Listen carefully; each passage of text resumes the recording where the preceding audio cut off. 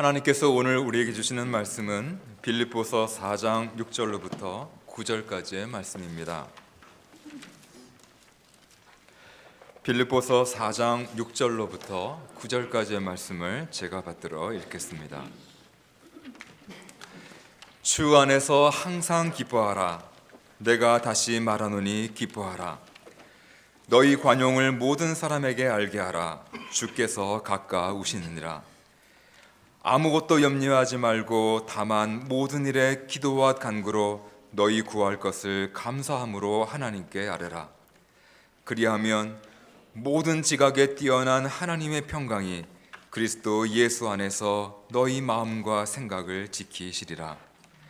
끝으로 형제들아, 무엇에든지 참되며 무엇에든지 경건하며 무엇에든지 오르며 무엇에든지 정결하며 무엇에든지 사랑받을 만하며 무엇에든지 칭찬받을 만하며 무슨 덕이 있든지 무슨 기림이 있든지 이것들을 생각하라.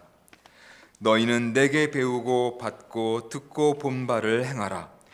그리하면 평강의 하나님이 너희와 함께 계시리라. 아멘. 우리 할렐루야 찬양대 고맙습니다. 한 해 동안 우리 예배를 도우시면서 찬양의 제사를 열심히 준비해서 함께 하나님께 영광을 돌리는 일에 충성하신 것을 감사하면서, 또 우리 한 해 동안 여러 부서에서 또 우리 구역장 혹은 교사, 또 남녀전도 임원, 또 부서의 부서장님들, 함께 도우시는 임원들, 또 주방 봉사나 또 교통안내나 또 요한순교 어르신들이 열심히 교회당을 청소하시고 많은 곳에서 수고하신 예배위원들 모두에게 서로 감사와 격려의 박수 하겠습니다. 고맙습니다. 수고하셨습니다. 오늘은 2019년 마지막 주일입니다. 여러분의 인생에 여전히 근심과 염려되는 일은 있겠지만, 그래도 하나님의 백성들은 하나님 주신 은혜와 복을 헤아려 보면서 오늘 여기 우리 모두가 하나님의 집에서 예배드리는 나와 또 가정, 또 함께 있는 사람들을 생각하면서 감사의 마음이 넘쳐야 되겠습니다. 오늘 말씀을 보면 하나님의 평강, 또 평강의 하나님이라는 말이 7절과 9절에 나오고 있습니다. 평강 혹은 평화 혹은 평안이라는 이 말은 모든 사람들에게 이 말을 들으면 행복감을 주는 말입니다. 사람들의 삶이나 마음에서 이 평강이 없으면 결코 스스로 행복하다고 말할 수가 없을 겁니다. 아무리 재물이 많고 지위가 높아져도 자신의 삶이나 가정에 평강이 없으면 아무도 행복하다고 느끼지 못할 겁니다. 염려나 걱정하는 마음이 많다면 우리의 인생에 결코 평화가 존재할 수가 없습니다. 한 해 동안 가정과 일터 그리고 교회에 이 땅에 평화가 있었다면 우리 모두는 하나님 앞에 행복한 사람입니다. 세상을 보면 그게 전쟁, 기근, 난리, 온갖 일들이 있어서 그 땅에 평화를 잃은 사람들의 모습을 우리가 날마다 뉴스에서 보지 않습니까? 그럼에도 불구하고 이 땅은 하나님이 지켜주셔서 그래도 평화로운 땅이고, 또 가정과 일터 여러 가지 경제적인 어려움은 있지만 그래도 우리가 이 땅은 하나님 지켜주시는 땅이다, 또 평화가 있다, 그렇게 생각을 하면 감사하지 않을 수가 없습니다. 오늘 말씀을 보면 하나님의 평강이 누구에게 있는지, 하나님의 평강을 경험하는 사람은 어떤 사람인지 여기에 말씀하고 있습니다. 첫 번째는 하나님의 평강이 임하는 사람은 항상 기뻐하는 사람입니다. 빌립보서 말씀에서 바울은 거듭해서 기뻐하라고 권면을 합니다. 3장 1절에서도 주 안에서 기뻐하라, 그리고 오늘 읽은 말씀 4장 4절에서도 주 안에서 항상 기뻐하라, 다시 말하노니 기뻐하라, 기뻐하라고 계속 명령을 합니다. 빌립보 교회가 안팎으로 여러 가지 문제가 있지만 그들에게 편지하기를 그럼에도 불구하고 그리스도인은 항상 기뻐할 줄을 알아야 된다, 기쁨에 대해서 말하고 있습니다. 과거에 이스라엘 백성들이 나라가 망하고 결국은 많은 사람들이 저 이방 땅 바빌론 땅에 끌려가서 포로가 되어서 70년 포로 생활을 다 하고 나서 자신의 고국 땅 이스라엘 땅으로 돌아왔습니다. 그때 그들의 영적인 지도자 제사장 에스라가 예루살렘 수문 앞 광장에 이스라엘 백성들을 모아놓고 하나님의 율법의 말씀을 그들에게 읽었습니다. 하나님이 정해주신 절기를 지키면서 그들에게 하나님의 말씀을 낭독해 주었습니다. 하나님의 말씀을 듣게 된 이스라엘 백성들은 그 자리에서 슬퍼하며 눈물을 흘렸습니다. 그들이 눈물을 흘렸던 이유는 나라가 외세에 의해서 짓밟히고 결국 나라가 망하고 많은 사람이 전쟁에서 죽었습니다. 살아남은 많은 사람들도 저 이방 땅 바벨론 땅에 포로가 되어서 70년이라는 긴 세월을 살고는 드디어 고국 땅에 돌아오게 되었습니다. 드디어 고국 땅에 들어와서 예루살렘에 모여 있을 때에 오랫동안 잊혀졌던 하나님의 말씀을 듣게 되었을 때에 이들은 뜨거운 눈물을 흘렸습니다. 그들은 아마 과거의 자신들의 죄 때문에 나라가 망하고 많은 백성이 죽은 것을 생각했을 겁니다. 하나님의 말씀을 잊고 살다가 우상 숭배의 죄를 범하며 결국 나라가 불행당한 그 사실을 또한 기억했을 겁니다. 그래서 말씀을 듣게 되었을 때 슬퍼하며 눈물을 흘렸습니다. 이때 그들의 지도자였던 총독 느헤미야가 울고 있는 백성들에게 말합니다. 이날은 주의 성일이니 근심하지 말라. 여호와로 인하여 기뻐하는 것이 너희의 힘이니라. 인생에 슬퍼할 일도 많고 근심과 염려로 우리가 보내는 시간은 많지만 하지만 하나님의 백성은 언제나 그 가운데서도 감사와 기쁨을 찾아야 할 것을 말하고 있습니다. 기쁨은 인생을 살아가는 힘이 됩니다. 억지로 우리가 기뻐하라는 것이 아니라 오늘 말씀처럼 주 안에서 느헤미야의 말씀처럼 하나님으로 인하여 우리는 기뻐하는 것이고 그 기쁨이 우리 인생을 이제는 나라가 망하고 황량한 그 땅에서 인생을 살아갈 너희의 힘이 되는 것이다. 하나님께서 주신 기쁨으로 사는 것이 인생에 용기를 주고 위로를 주고 인생의 비전과 목적을 다시 주는 것이니까 이 기쁨이 너희 인생의 힘이 될 것이다. 우리에게 기쁨을 찾아야 됩니다. 왜 그렇습니까? 기쁨은 인생의 힘이 됩니다. 어둠을 물리칩니다. 낙심을 이겨내게 합니다. 그래서 우리가 기쁨을 찾는 일들을 우리가 애써야 되는 겁니다. 어떤 상황과 처지에도 하나님의 은혜와 사랑이 있기 때문에 여호와로 말미암아 기뻐한다는 그 뜻은 어떤 상황과 처지에도 하나님의 은혜와 사랑은 하나님의 자녀들에게 언제나 있는 것이니까. 그래서 바울은 그 세상 어떤 일에도 하나님의 사랑에서 우리를 끊을 수 없는 것이다. 그 하나님의 사랑을 생각하면 어떤 환난이나 시련에도 우리는 그 사랑 때문에 감사하고 기뻐하는 것이다. 그렇게 하나님께 찬양을 했습니다. 기쁨이라는 단어, 까라라는 이 단어는 은혜, 카리스라는 말에서 온 말입니다. 아마 어원적으로 진정한 인생의 기쁨은 하나님의 은혜를 알고 그것을 체험했을 때 진정한 영적 기쁨이 있다는 뜻에서 이 카라라는 말을 쓰고 있습니다. 구약 선지자 하박국은 그의 사는 시절에 나라가 결국은 망해가는 시점에 온갖 외세의 침략을 받으면서 나라가 불행당하고 있었습니다. 전쟁에서 많은 사람들이 고통당하고 포로로 끌려가는 그런 왕국의 마지막 시절을 살면서 하나님께 고통스럽게 질문을 합니다. 하나님 어찌하여 거짓된 자들을 방관하시며 악인이 자기보다 의로운 사람을 삼키는데도 잠잠하십니까?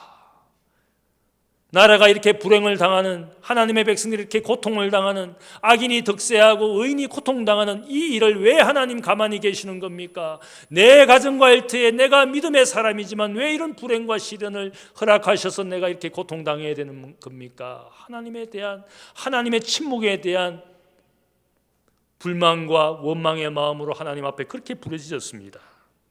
그러면서 하박국 선지자는 다시 한번 하나님의 은혜와 사랑을 조용히 묵상하게 됩니다. 그리고는 하나님 앞에 이렇게 하박국 3장 마지막 말씀을 보면 그의 고백적인 기도를 하나님 앞에 드리고 있습니다. 무리가 우리를 치러 올라오는 환난 날을 내가 기다림으로 내 뼈가 썩으며 내 몸은 처소에서 떨리고 있습니다. 비록 무화과 나무가 무성하지 못하며 포도나무에 열매가 없으며 감람나무에 소출이 없으며 밭에 먹을 것이 없으며 우리의 양이 없으며 외양간에 소가지가 없을지라도 나는 여호와로 말미암아 즐거워하며 나의 구원의 하나님으로 말미암아 기뻐하리로다. 주 여호와는 나의 힘이라. 나의 발을 사슴과 같게 하사 나를 높은 곳으로 다니게 하시리로다. 하나님이 침묵하신다고 원망의 목소리로 불평했던 그가 마지막은 이 선자의 찬양과 기도는 하나님은 우리의 인생의 기쁨입니다. 내 인생에 가진 것이 아무것도 없을지라도, 내가 먹을 양식이 없을지라도, 내가 내 가정에 아무것도 남아있지 않게 될지라도, 불행과 시련 속에 이 세상에 어떤 기쁨도 없을지라도, 그러나 나는 하나님으로 말미암아, 인생을 구원하시는 하나님으로 말미암아 나는 기뻐할 수 있습니다. 하나님이 나의 인생의 힘이십니다. 하나님은 내 인생의 발을 사슴과 같게 하사 내 인생을 높은 곳으로 다니게 하실 것을 내가 믿습니다. 그것이 하박국 선지자의 고백이었습니다. 상황과 처지는 달라지지 않았지만 하나님의 은혜와 사랑을 생각해 보니까 그 은혜와 사랑이 나에게 진정한 기쁨을 다시 주는 것이고, 우리가 믿는 것은 하나님이 내 인생의 시련과 불행을 허락하셨을지라도 반드시 내 인생을 높은 곳에 있게 하실 것을 내가 믿습니다. 그렇게 그가 기도로 마치고 있습니다. 느헤미야나 하박국은 하나님으로 말미암아 우리가 기뻐해야 된다고 말합니다. 왜냐하면 그 은혜가 내 인생을 인도하고 보호하시기 때문에 나는 그것 때문에라도 언제나 기뻐할 수 있습니다. 그래서 바울이 감옥에 갇혀 있지만 주 안에서 기뻐하라. 감옥 안에 있으면 인생에 얼마나 불행한 것입니까? 얼마나 비참해진 겁니까? 감옥 안에 있는 것이 아니라 그의 고백은 나는 주님 안에 있는 것이다. 감옥 밖에 있어도 주님 밖에 있으면 아무런 기쁨이 없습니다. 감옥 안에 있지만 주님 안에 있는 인생은 기뻐할 수 있다는 겁니다. 주님 안에 거하며 기뻐하는 것이 인생의 힘이 되기 때문에 근심과 걱정으로부터 자유케 되고 낙심되는 일들로부터 건강하게 회복되는 것이니까 이 기쁨을 찾도록 기뻐하라고 말씀합니다. 예수님께서 많은 병자를 고치고 천국 말씀을 가르치면서 많은 사람들의 환호와 영접을 받았습니다. 하지만 반대로 많은 종교 지도자들에게는 질시와 미움을 받았습니다. 누군가로부터 내가 미움당한다면 그때부터 내 마음이 어둠이 옵니다. 상처가 옵니다. 그래서 낙심됩니다. 그런데 누가복음 10장 21절을 보면 그런 종교 지도자들이 예수님을 질시하고 정죄하고 비방하지만 누가복음 10장 21절을 보면 예수님은 성령으로 기뻐하고 하나님께 감사하는 모습을 보여줍니다. 그리고 하나님 앞에 감사의 기도를 드립니다. 지혜롭고 슬기로운 그들에게는 내가 미움을 받지만 어린아이 같은 이 소자들에게는 주님의 말씀을 전하면서 그들에게 환영받는 것이 하나님의 뜻인 줄 알고 내가 감사합니다. 세상 가진 자들에게는 미움을 받지만 그러나 이 하나님의 말씀을 나를 통하여 이 어린아이 같은 세상에 비천한 자들이 복음을 듣고 나를 영접하게 된 이 사실이 나는 감사합니다. 미움당하지만 그 미움 가운데에서도 나를 통해서 하나님의 뜻 가운데 이 소자들에게 복음 전해지는 것을 내가 아니까 하나님 나는 감사합니다. 성령 안에서 주님이 기뻐하는 모습을 보여줍니다. 영적인 대적자들에게 미움받음에도 슬퍼하거나 낙심하지 않고 성령으로 기뻐합니다. 여러분 인생에 어려움이 있지만 성령 안에 사는 사람은 기쁨이 넘치는 줄로 믿습니다. 성령이 그렇게 하시는 거니까. 성령은 기쁨의 영입니다. 여러분을 걱정하게 하고 근심하게 하는 영이 아니라 여러분 속에 참 진리를 알고 그 진리를 따라가는 기쁨을 주는 것이, 그래서 우리가 성령을 진리의 영이라 그럽니다. 성령은 우리에게 기쁨을 회복시키는 하나님의 영인 줄 믿습니다. 내 인생에 왜 기쁨이 없습니까? 어느 순간 주의 영이 떠나가 계시니까. 다윗 왕이 범죄했을 때 가장 두려워한 것이 뭡니까? 성령이 내게서 떠나갈 때에 인생에 어둠이 온 줄을 그는 알았습니다. 왕의 지위에 왕의 권력과 부를 가졌지만 하나님의 영이 떠나가는 그 순간부터 인생이 근심되게 될 줄 알았으니까 내게 하나님의 성령을 회복시켜달라고 그가 기도한 내용이 그겁니다. 하나님의 은혜를 아는 사람, 성령의 역사 가운데 사는 사람은 결코 기쁨을 잃지 않습니다. 하나님의 평강이 그들에게 임하는 겁니다. 두 번째로 하나님의 평강을 경험하는 사람은 오늘 말씀을 보면 모든 사람을 관용하며 모든 일에 기도하는 사람입니다. 5절 말씀을 보면 너희 관용을 모든 사람에게 알게 하라. 주께서 가까우시니라. 이렇게 권면합니다. 관용이라는 이 말, 에페이케이아라는 말은 신약 성경에서 항상 이 말과 함께 쓰이는 말이 있습니다. 관용할 때 싸우지 말라. 관용과 평화는 함께 가는 말로 덕목에 항상 묶어서 이야기합니다. 다투는 사람은 결국 관용이 없기 때문에, 사람들에게 관대하지 않기 때문에, 다투는 사람은 사람들 사이에 평화를 만들 줄 모르기 때문에 관대하지 않은 겁니다. 관대하지 않기 때문에 싸움이 일어납니다. 사람과 사람 사이 늘 긴장이 돕니다. 그래서 관용하라, 관대하라, 이 말씀의 의미는 관대함, 부드러움, 너그러움, 친절함을 나타내는 말입니다.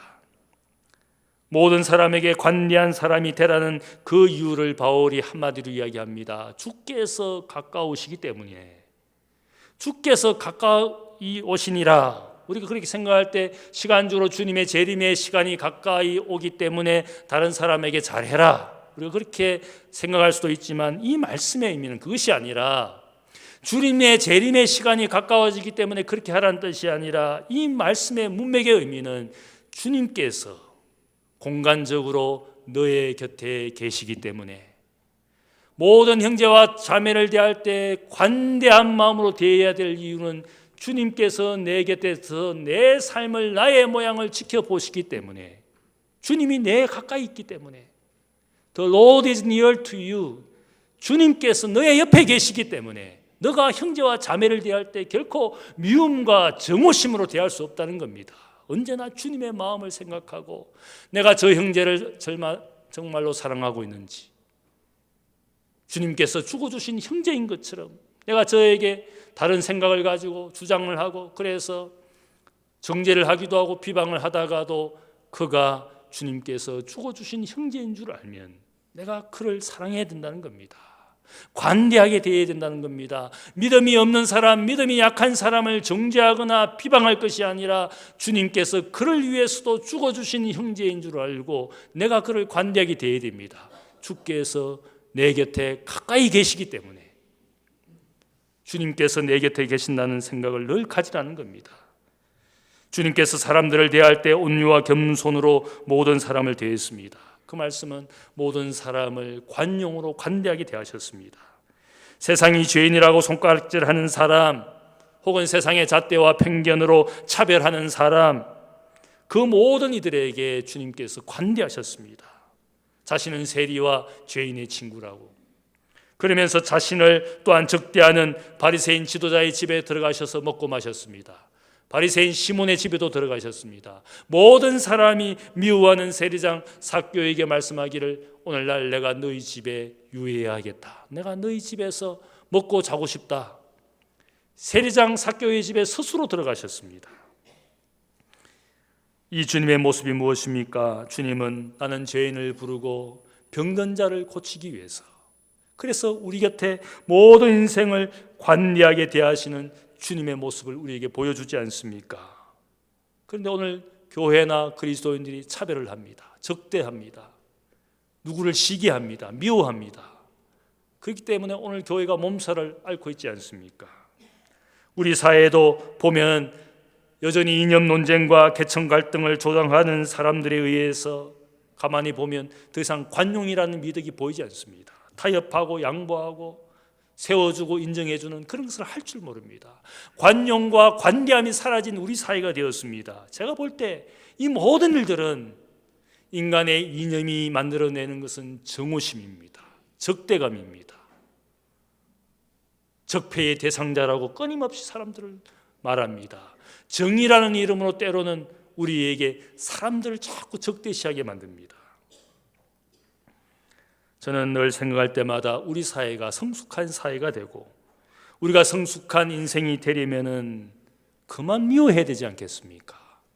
그만 적대해야 되지 않겠습니까? 정치인을 보면 성숙한 사람이 없습니다. 성숙한 정치인, 성숙한 신앙인은 때가 되면 정오와 차별을 거칠 줄 알아야 됩니다. 사람이 때로는 미워할 수도 있고 적대할 수도 있습니다. 그러나 성숙한 사람이라면 때로는 적대감을 멈출 줄 알아야 됩니다. 때로는 용서할 줄 알아야 됩니다. 그런 것을 할 줄 아는 정치인이 없습니다. 대통령도, 정치인도, 국회의원도, 교회도. 자신이 하나님 앞에 성숙한 인생이라 하면은 미워하는 것도 적대한 것도 그칠 줄 알아야 됩니다. 분노도 그칠 줄 알아야 됩니다. 그것을 할 줄 모르는 인생은 스스로 하나님 앞에 미숙한 인생인 것을 보여주는 것과 마찬가지입니다. 예수님께서 팔복 중에서 말씀하시기를 긍휼히 여기는 자는 복이 있나니 그가 긍휼히 여김을 받으리라. 야고보는 말씀하기를 긍휼을 행하지 않는 자에게 긍휼 없는 심판이 있으리라. 긍휼은 심판을 이기고 자랑하게 되느니라. 남에게 관대하지 않고 긍휼을 베풀지 않으면 하나님께서 심판하실 때 그런 인생도 긍휼 없이, 너가 긍휼 없이 살았으니까 긍휼 없는 심판을 받으리라고. 남을 긍휼히 여기는 자가 하나님께로부터도 긍휼을 받는 겁니다. 예수님께서 산상교훈에서 남긴 가장 유명한 말씀이 뭡니까? 원수를 사랑하라. 이 원수를 사랑하는 말이 단순한 말이 아니라 여기에 보면 너희 원수를 사랑하며 너희를 박해하는 자를 위하여 기도하라. 이같이 한즉 하늘에 계신 너희 아버지의 아들이 되리니 이는 하나님이 그 해를 악인과 선인에게 비추시며 비를 의로운 자와 불의한 자에게 내려주심이라. 너희가 너희를 사랑하는 자를 사랑하면 무슨 상이 있으리요? 세리도 이같이 하지 아니하겠느냐? 또 너희가 형제에게만 무난하면 남보다 나은 것이 무엇이냐? 이방인들도 이같이 아니하느냐? 그러므로 하늘에 계신 너희 아버지의 온전하심과 같이 너희도 온전하라. 그냥 단순히 원수를 사랑하라는 이 말씀을 하시기 위한 것이 아니라 여기에 보면 우리가 하늘 아버지가 온전하신데 그 온전하심이 무엇을 의미하느냐? 하나님은 자신이 지으신 모든 인생을 그가 의인이 되었든지 악인이 되었든지 햇빛을 주시고 비를 주시는 우리 하나님이다. 너무나 관대하신 모든 인생을 품으시는 창조주 하나님이 온전하신 하나님이고 우리가 그 하나님을 우리의 아버지로 모셨으면 온전하신 아버지처럼 그리스도인들도 사람들에게 관대하라는 겁니다. 원수까지도 관대하고 적군이라도 관대하고 나와 다른 생각을 가진 사람에게도 관대하고 그것이 아버지의 자녀가 되는 모습이라는 겁니다. 예수님이 그렇게 말씀하셔도 들을 줄을 모릅니다. 그렇게 사랑하라고 말씀하는데도 들을 줄을 모릅니다. 용서하라고 말씀을 하는데도 들을 줄을 모릅니다. 듣지 않은 그 자녀를 하나님이 자녀라고 여기겠습니까? 아버지를 닮지 않은 그 자녀를 아버지가 자녀라고 여기겠습니까? 주님의 관대함을 배운 그리스도인이라면 적대자도 사랑하고 그를 위하여 기도하는 마음을 가진 그런 관용적인 사람이 그리스도인이 되어야 된다는 겁니다. 왜 그렇게 해야 되는 겁니까? 내 곁에 주님 계시니까. 여러분의 모든 삶의 주님이 가까이 계시니까, 지켜보고 계시니까, 어떤 말을 하고 사는지, 어떤 마음을 품고 사는지, 어떤 행동을 하고 사는지 주님이 내 곁에 계시니까. 그런데 우리가 이것을 믿지 않습니다. 주님이 내 곁에 계신다는 것을 믿지 않습니다. 믿음 없는 신앙인들이 너무 많습니다. 하나님을 온전히 의뢰하는 사람은 기도 생활도 성숙하게 됩니다. 여기에 보면 하나님의 평강을 받는 사람은 기도 생활을 하는 사람. 6절 말씀을 보면 아무것도 염려하지 말고 다만 모든 일에 기도와 간구로 너희 구할 것을 감사함으로 하나님께 아뢰라. 아무것도 염려하지 말고 어떤 것에서 nothing 염려하지 마라. Don't worry about anything but pray for everything. 모든 일에는 기도하라. 어떤 일에도 염려하지 말고 하지만 모든 일에는 기도하라. 분명히 대조해서 말씀합니다. 그런데 우리는 어떻게 합니까? 반대로 살아갑니다. 모든 것을 염려합니다. 그리고 기도는 조금도 하지 않습니다. 완전히 반대로 살지 않습니까? 작은 문제에도 염려부터 시작합니다. 기도는 큰일 닥칠 때만 잠깐 합니다. 자녀가 고3 입시 생길 때만 잠깐 기도합니다. 집안에 어려운 일이 닥치고 누가 심각한 병이 들면 그때 기도합니다. 큰일 닥칠 때만 잠깐 기도합니다. 그러나 염려와 근심은 작은 일이라도 염려부터 걱정부터 시작합니다. 아무것도 염려하지 말고 모든 일에 기도와 간구로 너희 구할 것을 감사함으로 하나님께 아뢰라. 모든 것에 기도하라는 말은 기도는 작은 것부터 하라는 말씀입니다. 작은 일에 기도하지 않는 사람은 결국 큰 일에도 기도하지 못하게 됩니다. 기도의 훈련이라는 것은 작은 것부터 시작하는 것이 기도입니다. 그래서 우리가 왜 식사 기도를 해야 되는 겁니까? 남 보라고 하는 것이 아니라 이 식사 기도는 내 일상에 늘 우리가 세 끼를 먹고 삽니다. 당연한 것이지만 일상으로부터 기도를 시작하는 겁니다. 하나님 앞에 감사를 훈련하는 겁니다. 일상에서 기도의 훈련을 하는 겁니다. 작은 일이지만 하나님 앞에 감사하는 훈련을 우리 자녀들에게 시키는 겁니다. 당연히 먹고 사는 것이 아니라 하나님이 우리에게 베푸셔서 먹고 사는 거니까 하루 세 끼지만 하나님 앞에 진심으로 감사해야 되는 겁니다. 기도하지 않는 작은 일이 결국 내 인생에 큰 일이 되어서 나를 시험에 들게 합니다. 작은 유혹이 시작될 때, 작은 탐심이 시작될 때, 누군가에게 작은 미움을 시작할 때 그것을 내버려 두면 결국 그 시험과 그 미움이, 그 유혹이 내 인생을 늪에 빠지게 합니다. 누군가가 싫어지기 시작했을 때 기도해야 됩니다. 아무것도 아닌 작은 유혹에 내가 그것을 방치하면 그 유혹이 내 인생을 넘어뜨립니다. 많은 사람들이 인생에 좌절하고 낙심되는 일을 보면 처음부터 큰 것으로 그를 유혹하지 않습니다. 작은 거짓말, 작은 도둑질, 작은 양심을 거부하면서 그것이 큰일이 되고 큰일이 되고 큰일이 됩니다. 처음부터 그거를 교회를 분란을 만들지 않습니다. 의견이 달라지고 그래서 불편하게 되고 시기하게 되고 작은 미움이 시작되고 그러다가 그와 나는 원수가 되고 그것 때문에 교회가 분란이 일어납니다. 그런 이야기도 있습니다. 교회당 지붕을 무슨 색깔로 할까? 그러다가 교인들끼리 싸웠습니다. 한쪽은 파란색, 한쪽은 빨간색. 서로 타협하지 않습니다. 빨간색 해야 된다, 파란색 해야 된다. 그렇게 어떻게 한 줄 아십니까? 지붕을 반은 빨간색, 반은 파란색. 그래서 교인들은 반은 빨간색을 원하는 사람은 반쪽에 앉고 파란색을 원하는 사람은 반쪽에 앉았어요. 그것이 교회의 모습입니다. 왜 그렇게 된 겁니까? 작은 미움이 앞에서 기도할 줄 몰랐습니다. 작은 유혹이 시작할 때 기도하지 않았습니다. 기도의 시간이 많아질수록 염려와 걱정의 시간이 줄어들게 되는 겁니다. 염려와 걱정의 어둠을 어떻게 몰아낼 수가 있습니까? 기도하는 빛이 어둠을 몰아내는 겁니다. 어둠을 이길 수 있는 방법은 빛이 있어야 어둠이 물러가는 것이지 어둠 자체를 이길 수는 없는 겁니다. 기도하는 시간이 많아질수록 염려와 걱정하는 시간이 줄어듭니다. 내가 하나님 앞에 인생을 맡기면서 기도하는 그 순간에 그때는 염려와 근심이 없게 됩니다. 하나님에 대한 신뢰가 있기 때문에 하나님을 소망으로 삼기 때문에 세상 근심 염려는 그 순간만큼은 없는 겁니다. 기도의 시간이 많아질수록 염려와 걱정은 줄어드는 것입니다.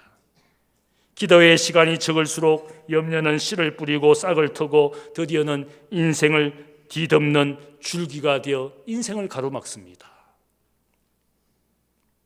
우리 교회가 얼마나 기도하고 있습니까? 보니까 너무너무 기도하지 않습니다. 기도하고 예배하는 것은 싫어합니다. 그런 시간은 가기 싫습니다. 산에 가고 놀러 가고 밥 먹는 건 좋아합니다. 그분들의 인생에 염려와 걱정이 없어지는 겁니까? 결코 그렇지 않습니다. 잠깐 즐거울 뿐입니다. 근본적인 하나님 없는, 하나님을 신뢰하지 않는 인생은 어둠 가운데 살게 될 수밖에 없습니다. 근심과 염려가 끊임없이 몰려올 겁니다. 기도하지 않는 인생의 빛을 품지 않으면 우리의 인생은 끝없는 염려 가운데 살게 될 겁니다. 관용과 기도의 사람에게 하나님의 평강이 그의 마음과 생각을 지켜주실 것이다. 모든 일에 염려하지 말고 모든 일에 기도하면 하나님 지각에 뛰어난 우리의 생각을, 우리의 기대를 뛰어넘는 하나님의 평화가 너희 마음과 생각을 지켜주시리라. 하나님의 약속. 하나님을 신뢰하며 하나님께 기도하는 인생들에게 하나님이 평강을 주시는 줄로 믿습니다. 세 번째로 하나님의 평화가 임하는 사람은 모든 일에 최선을 다하는 사람입니다. 8절 말씀에서 바울은 권면합니다. 무엇에든지 참되며 무엇에든지 경건하며 무엇에든지 옳으며 무엇에든지 정결하며 무엇에든지 사랑받을 만하며 무엇에든지 칭찬받을 만하며 무슨 덕이 있든지 무슨 기림이 있든지 그것들을 생각하라. 이 생각하라는 마지막 단어는 다르게 번역하면 그것에 집중하라. 집중하라. 이 말을 한마디로 요약하면 그리스도인들은 아름답고 선한 일에, 참된 일에 최선을 다하라는 말입니다. 무슨 일이 주어졌든지 그것이 선하고 아름다운 일이라면 그 일에 최선을 다하는 사람이 되라는 뜻입니다. 그 일에 집중하고 그 일에 진력을 다하여서 그 일에 열매를 맺을 때까지 최선을 다하라는 말씀입니다. 그렇게 살았던 자신의 삶을 배워서 너희들도 이것들을 행하라고 바울이 마지막으로 가르쳐주고 있습니다. 우리의 인생은 어떻습니까? 가정도 많은 일이 있습니다. 자녀를 키우는 많은 일들이 점점 더 버거워지고 있습니다. 직장도 일터도 힘들어지고 있습니다. 사람들의 관계가 복잡해지고 있습니다. 신앙도 복잡합니다. 그래서 이 일들의 홍수 속에서 사람들이 일이 닥치는 대로 살다가 보면 나중에는 피로감이 몰려오고 나중에는 일을 해도 기쁨이 없고 의미가 없고 공허감에 사로잡히게 됩니다. 그래서 이런 사람들에게 흔히 우리가 서로 조언하지 않습니까? 선택과 집중을 해서 살라고, 일의 우선순위를 가지고 살라고, 선택하고 선택한 일에 집중하여 사는, 그래서 자신의 시간과 생활을 잘 컨트롤해야 된다고 우리가 그렇게 많이 말하지 않습니까? 우리가 그리스도인으로 살기로 선택했으면 성장하고 열매를 맺기 위해서 집중해서 최선을 다해야 된다는 말입니다. 최선을 다한 사람들의 모습을 보면 최선을 다하고 나서 그 마음에 평강이 찾아옵니다. 최선을 다하여 자신의 일에 땀을 흘리고 심지어는 눈물을 흘리고 심지어는 희생의 피를 흘린 사람들은 가만히 보면 그 일의 결과를 맡기면서 하나님께 맡기면서 마음의 평화가 찾아옵니다. 내가 인간적으로 할 수 있는 일을 다 했으니까 이제는 내가 할 수 있는 일이 없을 정도로 최선을 다했으면 그 이후에는 마음의 평강이 찾아옵니다. 일의 성공, 일의 실패에 상관없이 나는 최선을 다했으니까 그때부터 마음의 평강이 옵니다. 평소에 공부를 착실히 최선을 다해서 한 사람은 어떻습니까? 시험을 칠 때에 물론 시험이라는 것이 어렵고 힘든 일이지만 다른 사람에 비해서 최선을 다해 평소에 공부한 사람은 조급해하거나 안달하지 않습니다. 때로는 어떤 학생은 열심히 공부한 학생은 시험을 기다립니다. 내가 시험을 통해서 한번 보여줘야지. 이번에 최선을 다했으니까. 저는 평소에 그렇게 살았습니다. 시험이 기다려졌던 사람입니다. 그런데 평소에 공부 안 한 사람들은 그죠? 벼락치기 하지 않습니까? 열심히 벼락쳐도 절대 시간이 부족하니까 시험이 오면 불안해합니다. 자불안석입니다. 부모도 조급해합니다. 최선을 다하지 않은 사람은 평강이 찾아올 수가 없습니다. 오히려 최선을 다하지 않은 사람들은 평강보다는 근심과 염려가 마음을 지배합니다. 우리는 어떻게 살고 있습니까? 여러분의 신앙생활을 어떻게 하고 있습니까? 만일 우리가 주일 정오 이제 12시가 되면 우리 모든 인생이 주님의 심판대 앞에 서게 된다. 만일 그렇게 우리가 하나님의 스케줄이 그렇다면 아마 오늘 이 예배가 빈자석이 없을 정도로 가득 차게 될 겁니다. 안 나오던 사람이 주일에 다 나올 겁니다. 학원 보내었던 우리 자녀들이 다 교회 학교 가게 될 겁니다. 주님의 심판대에 우리가 오늘 12시에 서게 된다. 그토록 미워하던 형제와 자매들에게 가서 용서를 구할 겁니다. 내가 당신을 너무 미워해서 주님의 심판대 앞에 곧 10분 후면 서야 되는데 내가 당신을 너무너무 미워하고 살았어. 아마 용서를 구할 겁니다. 주님의 심판대 앞에 우리 모두가 서게 되고 우리의 인생이 결국은 죽게 되고 죽음 뒤에는 모든 인생들에게 심판이 있을 것이라고 성경이 우리에게 말씀하지만 아무도 이것을 믿지 않는 것처럼 살아갑니다.